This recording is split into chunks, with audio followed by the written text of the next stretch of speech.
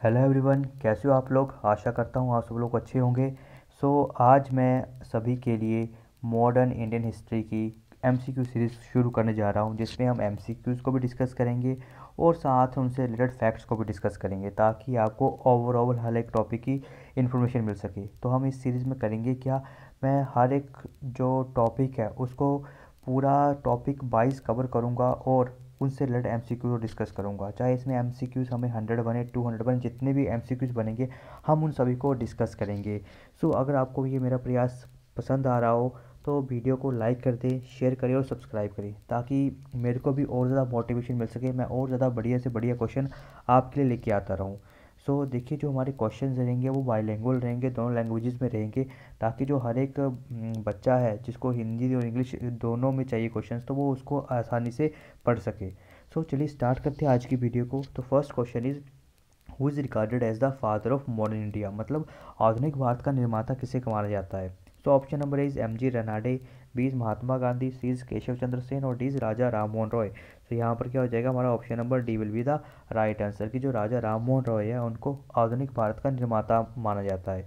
ठीक है, तो इनको एक और नाम से जाना जाता है, जिसको हम क्या बोलते हैं, फादर ऑफ रेनिसेंस, कि भारत का पुनर्निर्माण जो किया था, मतलब उनको भी बोला जाता है, राजा राम मोहन रॉय को बोला जाता है। तो इन्होंने अलग अलग बुक्स भी लिखी थी, जिसमें पहला क्या आता है, गिफ्ट टू मोनोथिस्ट, जो इन्होंने किस में लिखी थी, 1809 में लिखी थी, वो लिखी थी गिफ्ट टू मोनोथिस्ट।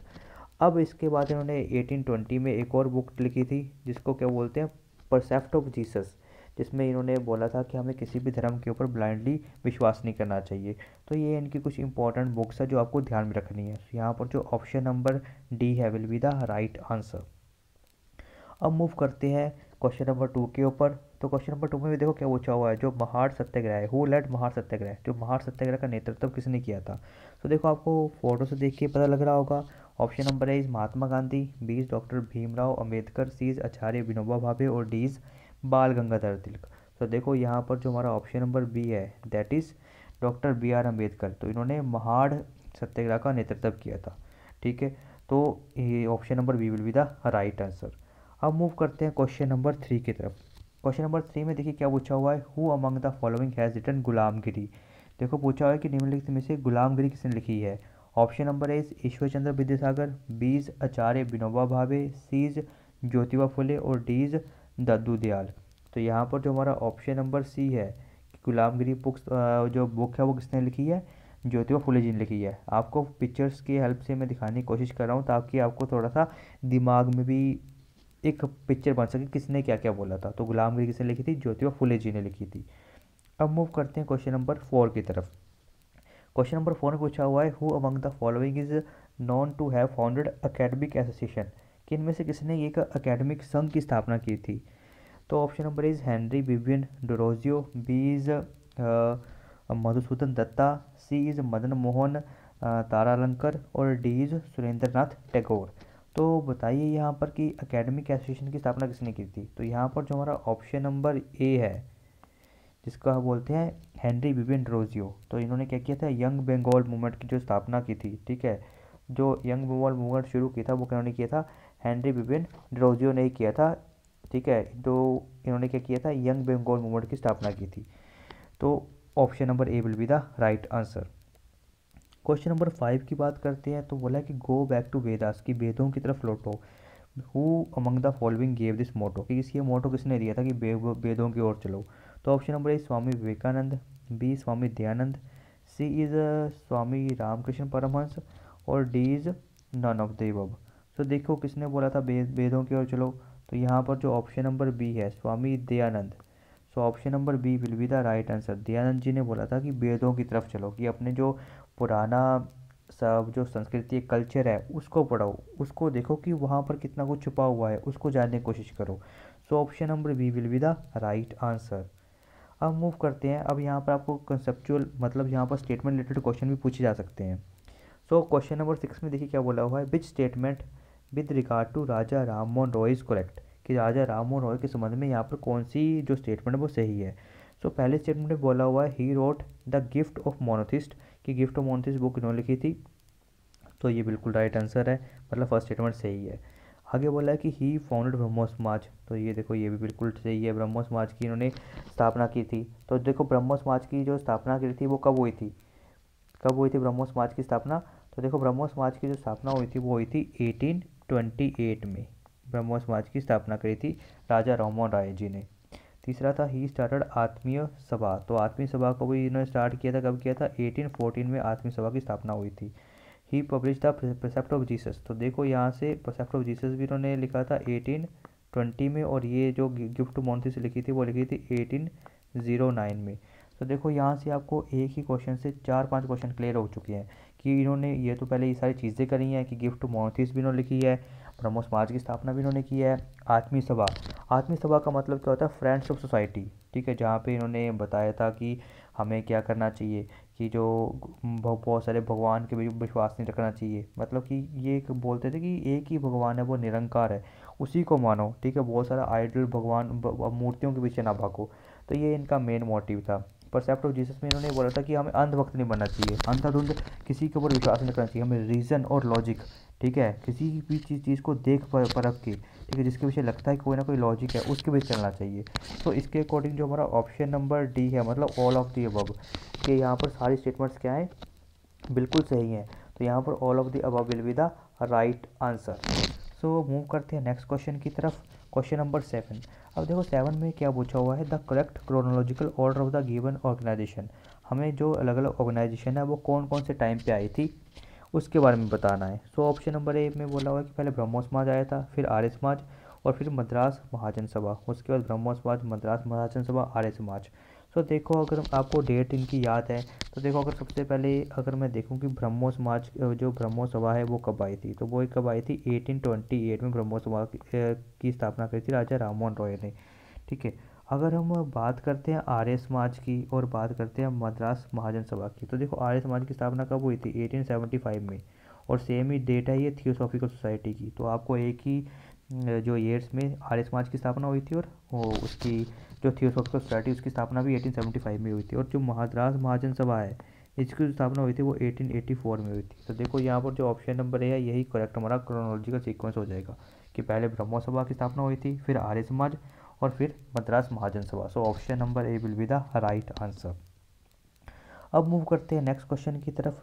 सो बोला हुआ है which of the following statement with regard to Raja Rammohan Roy are correct, ठीक है, फिर से राजा राममोहन रॉय के बारे में पूछा हुआ है। तो पहली स्टेटमेंट क्या बोलती है? He advocate the promotion of India English language, देखो इनको भारत का आधुनिक भारत का निर्माता का बोला जाता है, तो इन्होंने इंग्लिश और हिंदी दोनों को ही आपस में मिला के आगे बढ़ाने की कोशिश करी थी। तो पहली स्टेटमेंट तो बिल्कुल सही है। सेकंड बोला है strongly advocated the evolution Sati system, तो देखो इन्होंने सती सिस्टम के बंद करने के लिए भी बहुत सारे कदम उठाए थे, तो ये बिल्कुल सही है। ये एडवोकेट द वीडो री मैरिज, ठीक है, तो इन्होंने वीडो री मैरिज को भी बोला था कि इन्हें विधवा का पूर्ण विवाह की वकालत भी करी थी। तो देखो ये सारी स्टेटमेंट इनकी सही है, तो यहाँ पर क्या हो जाएगा? All of these will be the right answer, that is option number D, सारे मतलब सही हैं बिल्कुल यहाँ पे। अब मूव करते हैं नेक्स्ट क्वेश्चन की तरफ। लिखा who was the founder of the Radha Swami Satsang, आपको पता है कि राधा स्वामी सत्संग ब्यास मतलब अलग अलग जगह पे इनकी शाखाएं हैं, इनकी अब्रॉड में बहुत सारी शाखाएं हैं, तो जो इनकी स्थापना है वो किसने करी है? तो option number A Shiv Narayan Agnihotri, B is Haridas Swami, C is Shiv Dayal Sahib, और डी इज स्वामी श्रद्धानंद। तो देखो यहाँ पर जो ऑप्शन नंबर सी है दैट इज शिव दयाल साहिब जी ने जो राधा स्वामी सत्संग है उसकी स्थापना करी थी। तो ये आप इसको देख सकते हो।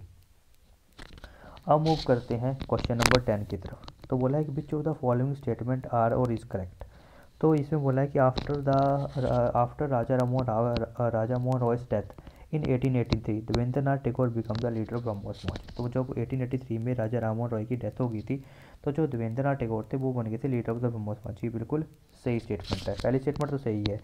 आगे क्या बोला है? Devendranath Tagore try to popularise the idea of Raja Mohan Rai, कि उन्होंने वो कोशिश करी थी राजा मोहन राय के आइडिया को पॉपुलराइज करने के लिए बाय फाउंडिंग द तत्वबोधि सभा, कि तत्वबोधनी सभा को फाउंड करके विच become a platform for the expression of progressive public opinion and religious views, मतलब तत्वबोधनी सभा के थ्रू उन्होंने आगे राजा राममोहन राय के आइडिया को बढ़ाने की कोशिश करी थी।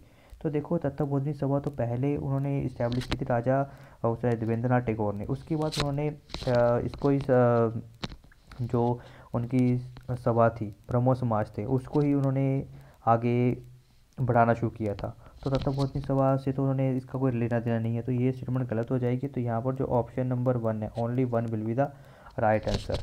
कि स्थापना करके ये नहीं कि राजा मोहन राय, ये नहीं हुआ था कि तत्वबोधनी सभा पहले स्थापना हुई थी, उसके बाद उन्होंने क्या किया था कि आगे ब्रह्मो समाज को ही आगे लेके बढ़ा के आगे बढ़ाने की कोशिश करी थी उन्होंने, देवेंद्र नाथ टैगोर ने। तो सेकंड स्टेटमेंट गलत हो जाएगी, तो यहाँ पर फर्स्ट स्टेटमेंट ही हमारा सही आंसर है।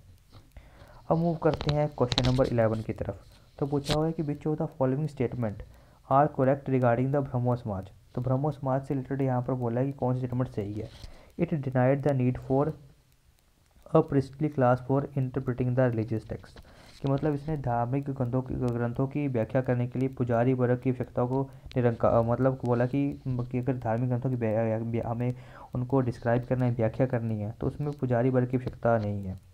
सेकंड बोला है कि it popularise the doctrine that Vedas are infallible. मतलब इन्होंने बोला था कि जो वेद है वो बिल्कुल अचूक है, मतलब कि वो बिल्कुल सही है। तो ये तो स्टेटमेंट गलत हो जाती है कि ऐसा इन्होंने कुछ नहीं बोला था। तो इन्होंने तो ये बोला था कि हमें रीजन और लॉजिक के ऊपर चलना चाहिए, ऐसा उन्होंने बोला नहीं, बोला कोई भी चीज़ सही है। तो सेकंड स्टेटमेंट तो गलत होगी। इट अपोजिस आइडियोलेट्री, मतलब इन्होंने मूर्ति पूजा का विरोध किया था। देखो स्टेटमेंट 3 तो सही है, और इन्होंने ये भी सही बोला था कि हमें इंटरप्रेट करने के लिए, रिलीजियस टेक्स्ट को इंटरप्रेट करने के लिए किसी पुजारी की ज़रूरत नहीं है। तो ये बिल्कुल सही है। तो यहाँ पर जो ऑप्शन नंबर 1 और 3 है, मतलब यहाँ पर सेकंड हमारे जो ऑप्शन नंबर बी है वो हमारा सही हो जाएगा। That is 1 and 3 will be the right answer. उन्होंने जो वेदास आर इनफैलिबल है ये इन्होंने नहीं बोला था, मतलब इन्होंने इसके उल्टा बोला था। तो यहाँ पर जो ऑप्शन नंबर 1 और 3 will be the right answer. अब मूव करते हैं क्वेश्चन नंबर 12 की तरफ। Who establish the Calcutta Unitarian committee. तो जो कलकत्ता यूनिटेरियन कमेटी की स्थापना किसने करी थी, मतलब कलकत्ता इकाई समिति की स्थापना किसने करी थी। तो ये जो स्थापना करी थी वो हमारी करी थी option number D, that is Raja Rammohan Roy ji ने ही क्या करी थी, जो कलकत्ता है यूनिटेरियन कमेटी है उसकी स्थापना करी थी। तो ये क्वेश्चन बुक्स में स्पेक्ट्रम में मेरे को नहीं मिला था, तो इसको मेरे को देखना पड़ा था कि, तो इसलिए ये क्वेश्चन आपसे पूछा जा सकता है कि बहुत ज़्यादा डिटेल में गए तो, कि कलकत्ता यूनिटेरियन कमेटी की स्थापना किसने करी थी, तो करी थी राजा राममोहन राय जी ने। अब मूव करते हैं क्वेश्चन नंबर 13 की तरफ। Whose contribution was largely responsible for the foundation of first Indian women university in Bombay in 1906। कि जो बॉम्बे में 1906 में महिला विश्वविद्यालय की स्थापना के लिए सबसे जो योगदान था वो किसका है इनमें से। तो option number A is S Bengali, option number B is VM Malabari, C is DV Karve, और डी इज़ दादा भाई नौरोजी। तो यहाँ पर जो हमारा ऑप्शन नंबर सी है DV कार्वे, वैसे इनका नाम दो पंत केशव कार्वे है, ठीक है। तो इन्होंने जो ऑप्शन नंबर सी है DV कार्वे, इनको माना जाता है रिस्पॉन्सिबल, कि इनका योगदान काफ़ी ज़्यादा है, कि जो इन्होंने फर्स्ट इंडियन वुमेन यूनिवर्सिटी की स्थापना करी थी 1906 में, कहाँ पे, बॉम्बे में। तो आपको ये भी पता होना चाहिए कि पहला बॉम्बे में वुमेन के लिए विश्वविद्यालय की स्थापना कब हुई थी, तो वो हुई थी 1906 में। किसने करवाई थी, DV कार्वे के योगदान की हेल्प से हुई थी। हम मूव करते हैं क्वेश्चन नंबर 14 की तरफ। तो क्वेश्चन नंबर 14 में पूछा हुआ है कि who started the newspaper Som Prakash. देखो सोम प्रकाश का अखबार किसने शुरू किया था। Option number A Surendranath Banerjee, B is Dayanand Saraswati, C is Ishwar Chandra Vidyasagar, और डी इज़ राजा राम मोहन रॉय। तो देखो जो ईश्वर चंद्र विद्यासागर है, option number C will be the right answer. कि जो ईश्वर चंद्र विद्यासागर है उन्होंने किया था सोम प्रकाश, ठीक है। जो पत्रिका मतलब अखबार शुरू करी थी वो किसने शुरू करी थी, ईश्वर चंद्र विद्यासागर ने। That is option number C will be the right answer. अब क्वेश्चन नंबर देखो 15 में क्या बोला हुआ है, which section of the population mainly affected by social religious reforms of the 19th century. कि जो 19th सेंचुरी में समाज सुधार में कौन सी जनसंख्या का वर्ग सबसे ज़्यादा प्रभावित हुआ था। तो पहला है कि अर्बन अपर क्लास, की जो शहरी उच्च वर्ग था, इंटेलेक्चुअल्स मतलब जो बुद्धिजीवी थे, ऑप्शन नंबर 3 पुअर मासेस, और ऑप्शन नंबर 4 लिबरल प्रिंसेस। देखो पहले होता क्या है कि पहले जब वो मूवमेंट्स होती थी तो वहाँ पर जो अर्बन क्लासेस थे और जो ज़्यादा इंटेलेक्चुअल लोग थे वो इतने ज़्यादा पार्टिसिपेट नहीं करते थे। लेकिन जो 19th सेंचुरी में ज़्यादा चेंजेस आने शुरू हुए, जो रिफॉर्म्स आए, उनमें जो अपर क्लास थी, अर्बन अपर क्लास थे और इंटेलेक्चुअल्स थे, उन्हें काफ़ी जो इसमें अफेक्ट हुए थे वो इन सभी चीज़ों से। तो यहाँ पर जो हमारा ऑप्शन मतलब स्टेटमेंट 1 है और जो स्टेटमेंट 2 है ये हमारा क्या हो जाएगा, राइट आंसर। कि 19th सेंचुरी में जो भी सामाजिक सुधार आए थे वहाँ पर ये वर्ग बहुत ज़्यादा इफेक्टिव हुआ था। तो इसका मतलब जो ऑप्शन जो 1 एंड 2 है वो क्या हो जाएगा हमारा, will be the right answer. तो यहाँ पर 1 एंड 2 क्या हो जाएगा हमारा राइट आंसर हो जाएगा। अब मूव करते हैं क्वेश्चन नंबर 16 की तरफ। अब 16 में हमें मैच करने के लिए बोला हुआ है कि ये जो हमारा ये जो लिखे हुए हैं, जो बुक्स लिखी हुई हैं, ये जो भी इनके पब्लिकेशंस है, ये किसने किसने लिखी है। तो पहला बोला है कि आनंद मठ किसने लिखी है, फिर Sadhana, first Indian war of independence, और फोर्थ है लाइफ डिवाइन, किसने किसने लिखी है। तो देखो, अगर आपको इनमें से और 2-3 ऑप्शन पता है तो आप इनको एलिमिनेशन के थ्रू भी कर सकते हैं। कि जैसे अगर मैं बोलूँ कि जो फर्स्ट वॉर ऑफ इंडिपेंडेंस है वो किसने लिखी थी, विनायक दामोदर सावरकर जी ने। तो यहाँ पर थर्ड का कितना हो जाएगा, डी ऑप्शन। तो देखो, थर्ड का अगर आप डी करते हो तो आपके ये ऑप्शन तो बिल्कुल गलत हो जाती हैं। तो यहाँ पर फर्स्ट और थर्ड में से कोई सही आंसर होगा। तो देखो, अगर आप आनंद मठ, अगर आनंद मठ आपको पता है, आनंद मठ किसने लिखी थी, बंकिम चंद्र चटर्जी ने। तो यहाँ पर फर्स्ट का हो जाएगा बी ऑप्शन। तो इसके अकॉर्डिंग जो हमारा पहला है सही, तो आनंद मठ किसने लिखी थी, बंकिम चंद्र चटर्जी ने। साधना देखो किसने लिखी थी, फर्स्ट का ये लिखी थी रविंद्रनाथ टैगोर ने। और जो लाइफ डिवाइन है उसको लिखा था श्री अरबिंदो ने। तो यहाँ फोर्थ का है। तो ये आपने याद रखना है कि जो लाइफ डिवाइन थी अरबिंदो जी ने लिखी थी। आनंद मठ बंकिम चंद्र चटर्जी ने लिखी थी। साधना रविंद्रनाथ टैगोर जी ने। और first war of independence V D. Savarkar ji ने लिखी थी। तो यहाँ पर जो option number A will be the right answer. अब आगे बोला है the original name of Swami Dayanand Saraswati was, कि स्वामी दयानंद सरस्वती जी का जो ओरिजिनल नेम था वो क्या था। तो यहाँ पर ऑप्शन नंबर ए है दयाशंकर, बी है गौरीशंकर, सी है मूल शंकर, और डी है अभय शंकर। तो यहाँ पर दयानंद सरस्वती का जो ओरिजिनल नेम था वो क्या था, मूल शंकर था। तो यहाँ पर जो ऑप्शन नंबर सी है will be the right answer. अब क्वेश्चन नंबर 18 में देखो क्या बोला हुआ है, which principle was not propagated by theosophical society, कि इनमें से कौन सा जो प्रिंसिपल है, मतलब ये कौन सा सिद्धांत है जो थियोसॉफिकल सोसाइटी ने प्रचार नहीं किया था। तो पहला है belief in universal brotherhood and humanity. देखो, तो ये थियोसॉफिकल का जो सिद्धांत था वो यही था कि हमें ब्रदरहुड मेंटेन करना है पूरे वर्ल्ड में, ठीक है, और ह्यूमैनिटी मेंटेन रखनी है। तो पहला तो बिल्कुल सही है। बिलीव इन कर्मा एंड रिवर्थ, ठीक है, तो ये भी बात करते हैं कि कर्म और रिवर्थ के ऊपर। Believe in eradication of untouchability, तो अनटचेबिलिटी के बारे में कोई बात नहीं करी थी। और बिलीव इन वेदांतिक फिलोसफी, कि वेदांतों के ऊपर विश्वास रखते थे, ठीक है, उनकी फिलोसफी के ऊपर कि वेदांत क्या होते हैं। तो यहाँ पर ये तीनों सही हैं। तो यहाँ पर जो ऑप्शन नंबर सी है will be the right answer. उन्होंने ये पूछा हुआ था कि थियोसॉफिकल सोसाइटी ने इनमें से कौन से सिद्धांत नहीं बताए थे, तो उन्होंने अनटचेबिलिटी के बारे में कोई बात नहीं करी थी। सो देखिए, जो 3 ऑब्जेक्टिव्स थे, मेन जो सिद्धांत थे, जो इनके मेन उद्देश्य थे थियोसॉफिकल सोसाइटी के, वो यही थे कि हमें इस तरह से भाईचारा बनाना है जिसमें कोई भी सेक्स, रेस, कास्ट, कलर को लेकर कोई भेदभाव ना हो, ठीक है। तो वो बोल रहे थे कि हमें क्या करना है, हमें रिलीजन, फिलोसफी, साइंस, इनको ये क्या करना है, इन सभी को प्रोत्साहन करना है, इनको इनकरेज करना है कि इन सभी को पढ़ो, कि क्या किसी रीजन में बोला हुआ है, क्या किसी की फ़िलोसफी है, उसके पीछे की साइंस क्या है। और बोला है कि in investigate the unexplained laws of nature and power latent in man, कि मतलब जो मनुष्य के अंदर पावर है और नेचर के अंदर जो अनएक्सप्लेन्ड लॉ है उनके बारे में रिसर्च करो। ये आप जो बाकी चीज़ें हैं इसमें कोई, मतलब ये लॉजिक और साइंस के बारे में ज़्यादा बात करते थे, ब्रदरहुड के बारे में ज़्यादा बात करते थे। तो ये 3 इनके उद्देश्य थे थियोसॉफिकल सोसाइटी के। और हम पहले बताया था कि जो इसकी स्थापना जो 1875 में हुई थी, और हुई कहाँ पर थी, ये न्यूयॉर्क में हुई थी। कहाँ पे हुई थी, न्यूयॉर्क में। तो आपने ये भी ध्यान रखना कि इसकी स्थापना हुई कहाँ पर थी, ठीक है। और इंडिया में जो इनको प्रचारित किया था वो किसने किया था, वो एनी बेसेंट जी ने किया था, एनी बेसेंट ने। ये भी याद रखना कि इंडिया में थियोसॉफिकल सोसाइटी का जो फैलाने का मेन क्रेडिट किसको जाता है, वो जाता है एनी बेसेंट को। अब मूव करते हैं 19 के ऊपर। क्वेश्चन नंबर 19 पूछा है कि who wrote the famous book ज्ञान योग, कर्मयोग एंड राजयोग, की ये पुस्तकें किसने लिखी हैं। Option number A Ramakrishna Paramhansa, B Swami Vivekananda, C Ranade, और डी दयानंद सरस्वती। तो देखिए, जो इसका ऑप्शन नंबर बी है, स्वामी विवेकानंद जी ने ये सारी बुक्स लिखी हैं, ज्ञान योग, कर्म योग और राजयोग। तो इसके आपने याद रखना कि ये बुक्स किसने लिखी हैं, तो स्वामी विवेकानंद जी ने। अब आगे पूछा हुआ है कि which of the following is not correctly match, इनमें से करेक्टली मैच कौन सा नहीं करता। तो पहले बोला कि ब्रह्म सभा क्या थी, एक रिफॉर्मिस्ट मूवमेंट थी। तो देखो, ये बिल्कुल सही है। जो ब्रह्म सभा है वो रिफॉर्म लेके आना चाहते थे, कि वो जो वही है कि ऑर्थोडॉक्स, कि आप मूर्ति पूजा के पीछे ध्यान ना दो, कि सारा गॉड एक ही है, ठीक है, उसके ऊपर ध्यान दो। प्रार्थना समाज है, ये भी रिफॉर्मिस्ट मूवमेंट थी, ये भी सुधार लेके आना चाहते थे। जो अलीगढ़ मूवमेंट है, ठीक है, अलीगढ़ मूवमेंट है, ये भी क्या थी, कि रिफॉर्मिस्ट मूवमेंट थी। जबकि आर्य समाज क्या था, ये एक रिफॉर्मर्स मूवमेंट थी, रिवाइवलिस्ट मूवमेंट थी, क्योंकि आर्य समाज कहते हैं कि वो हिंदुइज्म को वापस लेके आना चाहते थे। तो यहाँ पर जो ऑप्शन नंबर डी है will be the correct answer, क्योंकि ये जो आर्य समाज है वो रिफॉर्मिस्ट नहीं थी, वो रिवाइवल करना चाहते अपने धर्म को फिर से वापस लेकर आना चाहते थे। तो देखिए यहाँ पर मैंने लिखा हुआ है प्रार्थना जो ब्रह्मो समाज क्या थी, एक रिफॉर्मिस्ट मूवमेंट थी, मतलब समाज में सुधार लेकर आना चाहते थे ये। प्रार्थना समाज भी क्या थी, उस तरह से रिफॉर्मिस्ट मूवमेंट थी।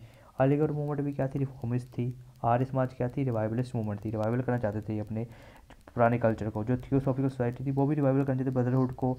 और देवबंद मूवमेंट, ये सारे क्या थे, रिवाइवलिस्ट मूवमेंट थे। अब मूव करते हैं क्वेश्चन नंबर 21 की तरफ। Who among the following establish the Tattvabodhini सभा इन 1839 एट कोलकाता नाउ कलकत्ता।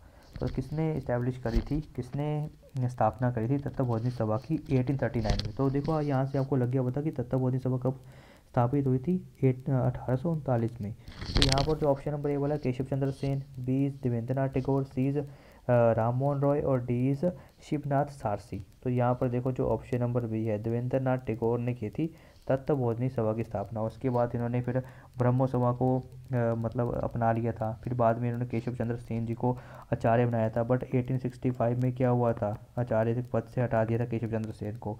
तो इसके बाद केशव चंद्र सेन ने अपना ग्रुप बना लिया था, ठीक है, जिसको वो क्या बोलते हैं कि इन्होंने बनाया था कि अपना आदि, इसको बोलते हैं आदि ब्रह्म समाज। तो इन्होंने अपना ब्रह्म समाज बना लिया था। तो इसमें ये क्या बोलते थे कि ये ज़्यादा कि जो माइनर मैरिज है उसके अगेंस्ट थे, बट इन्होंने अपनी 13 साल की जो बेटी है उसकी शादी कर दी थी। तो उसके बाद जो इनका ब्रह्म समाज था वो भी बाद में ख़त्म हो गया था। और इस जो इनके फॉलोअर्स थे उन्होंने बाद में क्या बनाया था, साधारण ब्रह्मो समाज बना दिया था, साधारण ब्रह्मो समाज, ठीक है। इनका आदि ब्रह्मो समाज था देवेंद्र नाथ टैगोर जी का, ठीक है। तो यहाँ पर ये आपने याद रखना कि केशव चंद्र सेन जी जब मतलब इनके जब ब्रह्मो समाज टूटा कब था, तो पूछ सकते हैं। तो 1865 में ब्रह्मो समाज टूट गया था और केशव चंद्र सेन जी ने अलग हो गए थे और देवेंद्र नाथ टैगोर अलग हुए थे। उनका देवेंद्र नाथ टैगोर का क्या था, जो ब्रह्मो समाज था वो अपने आपको मैंने बता दिया। और जो केशव चंद्र सेन जी की जब ब्रह्मो समाज था, जब उन्होंने अपनी बेटी की मैरिज कर दी थी माइनर की, तो वो टूट के क्या बन गया, साधारण ब्रह्मो समाज बन गया था। और आदि ब्रह्मो समाज था देवेंद्र नाथ टैगोर जी का। अब क्वेश्चन नंबर 22 में पूछा हो कि who among the following was properly known as Lokhitwadi. इनमें से कि लोकहितवादी के नाम से किसे जाना जाता है, Jyotiba Phule, option number A. Option number B बोला है Pandit Ishwar Chandra Vidyasagar. Option number C बोला है गोपाल हरि देशमुख। और option number D Mahadev Govind Ranade. तो देखो यहाँ पर जो ऑप्शन नंबर सी है गोपाल हरि देशमुख, इनको बोला जाता है लोकहितवादी। तो देखो यहाँ पर बोला हुआ है कि इनको प्रॉपरली लोकहितवादी बोला जाता था, क्योंकि इन्होंने क्या किया था, जो हिंदुइज्म की ऑर्थोडॉक्सी है, मतलब जो वो इनका पुराने, जैसे ऑर्थोडॉक्स क्या होते हैं, जो पुराने विचारों के ऊपर ही अपने अपने आप को वहाँ से निकाल नहीं पाते, ठीक है। जो वो preach religions and social equality, इसके बारे में बात करते थे कि रिलीजन की, जो रिलीजन के बारे में बात करो, अच्छी चीज़ों के बारे में बात करो, इक्वालिटी के बारे में बात करते थे। इसलिए इनको क्या बोलता है, लोकहितवादी, कि जो लोगों के हित की बात करते हैं। तो ऑप्शन नंबर सी मतलब Gopal Hari Deshmukh will be the right answer. अब बात करते हैं क्वेश्चन नंबर 23 की। Who among the following establish the मुक्ति मिशन इन पुणे। तो बोला है जो पुणे में जो मुक्ति मिशन है उसकी स्थापना किसने करी थी, Pandita Ramabai, B is Swami Dayanand Saraswati, C is Savitri Bai Phule और डी इज ज्योतिबा फुले। तो यहाँ पर जो ऑप्शन नंबर ए है दैट इज पंडिता रमाबाई जी ने क्या करी थी, मुक्ति मिशन की स्थापना करी थी। तो देखिए इन्होंने 1889 में जो पंडिता रमाबाई जी ने उन्होंने मुक्ति मिशन की स्थापना करी थी पुणे में। तो इन्होंने क्या किया था कि जो विडोज होती हैं, जो बहुत कम उम्र में ही वो विधवा हो जाती हैं, तो उनको घर से जब बाहर निकाला जाता है, उनकी इतनी समाज में प्रताड़ना की जाती थी पहले कि उनको बहुत ज़्यादा मतलब बहुत ज़्यादा नीचे दर्जे का रखा जाता था। तो उन्होंने उनको उनकी स्थिति को सुधारने के लिए, ठीक है, तो उन्होंने शारदा सदन, तो यहाँ से पूछा था कि उन्होंने शारदा सदन की स्थापना करी थी, ठीक है, जो क्या करता था कि वुमन को घर प्रोवाइड करता था, उनको एजुकेशन प्रोवाइड करता था, उनको स्किल्स प्रोवाइड किए जाते थे, फिर मेडिकल सर्विसेज प्रोवाइड की जाती थी, ठीक है, विडोज़ को, और फंड्स एंड विजुअली चैलेंज, मतलब कि जो क्या है जिनको कि जो नेत्रहीन है, ठीक है, और जो क्या है कि जिनको विजुअली चैलेंज मतलब क्या है कि जो देख नहीं पाते, जो अनाथ हैं, उनके लिए उन्होंने क्या किया था, शारदा सदन बनाया था। तो ये थी पंडिता रमाबाई। इन्होंने क्या किया था, मुक्ति मिशन की स्थापना कब करी थी, 1889 में करी थी। और कहाँ पे करी थी, पुणे में करी थी। तो ये आपको बहुत ज़्यादा ज़रूरी इंपॉर्टेंट है एग्जाम पॉइंट ऑफ व्यू से। अब मूव करते हैं क्वेश्चन नंबर 24 की तरफ। तो पूछा हुआ है which of the following statement is और are correct with reference to the Singh Sabha movement, जो सिंह सभा मूवमेंट थी उसके बारे में इसकी कौन सी चीज़ें रही है। तो it aimed for the modern western education for the Sikhs. It formed it was form to counter the proselytising activities in Sikhs by Hindu revivalist. और तीसरा बोला है the Akali movement was an offshoot of this movement. तो देखो पहले बोला क्या था कि जो इसका उद्देश्य था वो क्या था कि एजुकेशन प्रोवाइड करना, शिक्षा प्रोवाइड करना जो वेस्ट में रहने वाले सिख हैं, तो ये बिल्कुल सही है। तो इसका था इनकाउंटर द प्रोसेल्फाइटाइजिंग एक्टिविटी, मतलब प्रोसेल्फाइटाइजिंग एक्टिविटीज़ कौन सी होती हैं कि जो धर्मांतरण वाली एक्टिविटीज़ होती हैं कि पहले जिनका धर्म चेंज किया जा रहा था सिखों का, कि उसको काउंटर करना, ठीक है, बाय हिंदू रिवाइवलिस्ट, ये भी सही है। और अकाली मूवमेंट का ये ऑफशूट था, ये भी बिल्कुल सही थी। तो यहाँ पर जो ऑप्शन नंबर डी है वो हमारा क्या होगा, बिल्कुल राइट आंसर हो जाएगा। ये सारी स्टेटमेंट क्या है, सिंह सभा मूवमेंट के बारे में ये सारी स्टेटमेंट बिल्कुल सही है। अब यहाँ देखो जो सिंह सभा मूवमेंट थी ये एक सिख मूवमेंट थी जो पंजाब में शुरू हुई थी 1870 में। तो ये रिएक्शन थी कि जो धर्म चेंज करवा रहे थे, जो एक्टिविटीज़ चल रही थी क्रिश्चियंस में, ब्रह्मो समाजिस में, आर्यन समाज में, मुस्लिम में, ठीक है, और अहमदियाज में। तो ये जो मूवमेंट थी ये ऑर्गेनाइज करी गई थी, ठीक है, जब सिख जो एम्पायर था वो बिल्कुल ख़त्म हो चुका था, क्योंकि वहाँ पर ब्रिटिशर्स ने अटैक कर लिया था और जो खालसा है उसने अपनी सारी प्रेस्टीज थी, प्रतिष्ठा वो खो चुका था। और जो मेन स्ट्रीम सिख्स थे वो कन्वर्ट करे जा रहे थे अपने रिलीजन्स को बाकी रिलीजन्स में, इसलिए अपने रिलीजन को बचाने के लिए ये शुरू किया गया था सिख सभा मूवमेंट, ताकि जो सिख्स हैं उनके धर्म जो परिवर्तन कर रहे हैं उसको रोका जा सके। तो ये मूवमेंट शुरू हुई थी 1870s में। तो यहाँ पर जो सारे ऑप्शन थे वो बिल्कुल सही थे। अब मूव करते हैं क्वेश्चन नंबर 25 की तरफ। तो बोला है which of the following is correctly paired, इनमें से जो करेक्ट कुछ मूवमेंट हमें इवेंट दिए उनके आगे डेट्स पूछी हुई हैं। तो बोला है कि बंगाल रेगुलेशन सती बैन। तो देखो 1830 लिखा हुआ है, तो हमें पता है कि ये क्या हुआ था, 1829 में हुआ था। शारदा एक्ट, शारदा एक्ट देखो कब आया था, ये आया था 1929 में। शारदा एक्ट में था क्या कि जो एज थी, जो गर्ल्स की एज थी उसको 14 साल कर दिया गया था, और जो बॉयज़ की एज थी उसको 18 साल कर दिया था, मैरिज की एज थी। तो ये 1929 में आया था। स्पेशल मैरिज, जो स्पेशल मैरिज एक्ट था ये 95, ये भी गलत है। जो हिंदू सक्सेशन एक्ट था 1956, ये हमारा हो जाएगा सही आंसर। तो यहाँ पर जो हिंदू सक्सेशन एक्ट है 1956 will be the right answer. तो यहाँ पर जो ऑप्शन नंबर डी है ये हमारा हो जाएगा बिल्कुल सही क्वेश्चन। तो इसको बोलते हैं हिंदू उत्तराधिकार अधिनियम, मतलब कि जो बात पहले जो प्रॉपर्टी होती थी कि उसको आगे अपने बच्चों को ही मिलेगी, वो अधिनियम आया था 1956 में। तो यहाँ पर जो ऑप्शन क्या हो जाएगा, बिल्कुल सही हो जाएगा। अब आगे मूव करते हैं। बोला हुआ है द पारसी रिफॉर्म मूवमेंट, जिसको बोलते हैं रहनुमाई मजदयासन सभा रिलीजियस रिफॉर्म एसोसिएशन, वो कब फाउंड हुई थी, कौन सी ईयर में फाउंड हुई थी। तो यहाँ ऑप्शन नंबर ए दिया हुआ है 1829, बी में बोला हुआ है 1851, सी इज़ 1879 और डी इज़ 1861। तो देखो ये जो रहनुमाई मजदयान ये जो सभा थी तो ये कब हुई थी, 1859 में शुरू हुई थी। तो देखो ये क्या थी, यहाँ पर जो सारे बेस्ट के जो बिल्कुल एजुकेटेड पारसी लोग थे, मतलब ये जो पारसीज थी उनके लिए उन्होंने शुरू करी थी। जैसे दादा भाई नौरोजी हो गए, हमारे JB बादशाह जी हो गए, SS बंगाली हो गए, नौरोजी फरदोजी हो गए। तो उन्होंने क्या किया था, रहनुमाई मजदयासनन सभा शुरू करी थी, जिसको बोलते हैं रिलीजियस रिफॉर्म मूवमेंट। 1851 में उन्होंने शुरू किया था। इसका ऑब्जेक्ट क्या था कि जो सोशल कंडीशन है पारसीज को उनको सुधारना, और उनको जो पहले उनको प्रिस्टीन है, मतलब जो उनकी स्थिति है समाज में उसको सुधारना, और पारसी धर्म की जो प्राचीन शुद्धता है, मतलब उनको बताना कि प्राचीन जो इनका धर्म है पारसी धर्म है वो कितना शुद्ध है। और जो इसमें रसद गुफ्तार जिसको लिखा था दादा भाई नौरोजी जी ने, जिसको बोलते हैं वॉइस ऑफ ट्रुथ, ये इनका वीकली ऑर्गन था, जब वीकली यहाँ पर पत्रिका प्रकाशित की जाती थी, ताकि जो पारसी लोग हैं उनको उनकी धर्म की इम्पोर्टेंस के बारे में बताया जा सके। तो ये जो शुरू हुई थी ये सारी जो रिलीजियस रिफॉर्म एसोसिएशन वो 1851 में शुरू हुई थी। अब मूव करते हैं क्वेश्चन नंबर 27 की तरफ।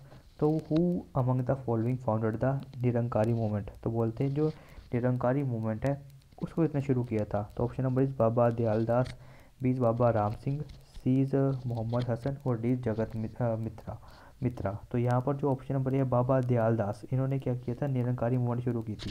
तो निरंकारी मूवमेंट मतलब क्या है कि जो भगवान का कोई आकार नहीं है, ठीक है, वो निरंकार है, ठीक है। तो ये इन्होंने बोला हुआ था कि भगवान का कोई शेप नहीं है। तो ये मूवमेंट किसने शुरू करी थी? बाबा दयाल दास जी ने। तो option number A will be the right answer.